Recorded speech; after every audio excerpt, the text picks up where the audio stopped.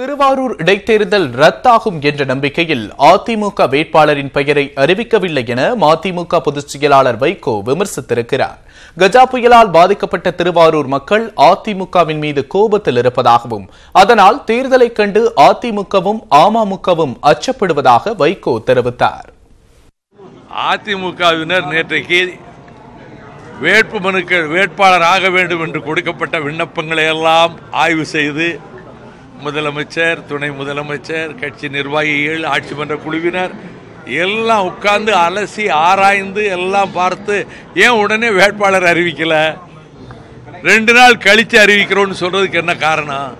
எப்படியாவது திங்கட்கிழமை இந்த எலெக்ஷனை தள்ளி வச்சிட மாட்டாங்களா அப்படிங்கிற எதிர்பார்ப்புல தான் அவங்க வேட்பாளர் அறிவிக்கல. திமுக அஞ்சுவதற்கு ஒன்றுமில்லை. 65,000 வாக்குகள் வித்தியாசத்தில் அண்ணன் டாக்டர் கலைஞர் அவர்கள் வெற்றி பெற்ற தொகுதி. இடைத்தேர்தல் அறிவிக்கப்பட்ட திருவாரூர் தொகுதியில் விதிகளை மீறியதாக கூறி அதிமுக, திமுக உள்ளிட்ட பல்வேறு கட்சியினர் மீது இதுவரை 84 வழக்குகள் பதிவு செய்யப்பட்டுள்ளது.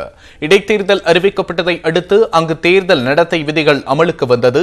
மேலும் தேர்தலில் முறைகேடுகளை தடுக்க போலீசார் பலத்த பாதுகாப்பு ஏற்பாடுகளை செய்திருக்கின்றனர். இந்த நிலையில் விதிகளை மீறி சுவர் விளம்பரம் செய்தது உள்ளிட்ட பல்வேறு புகார்களில் திருவாரூர் போலீசார் இந்த நடவடிக்கையை எடுத்திருக்கின்றனர்.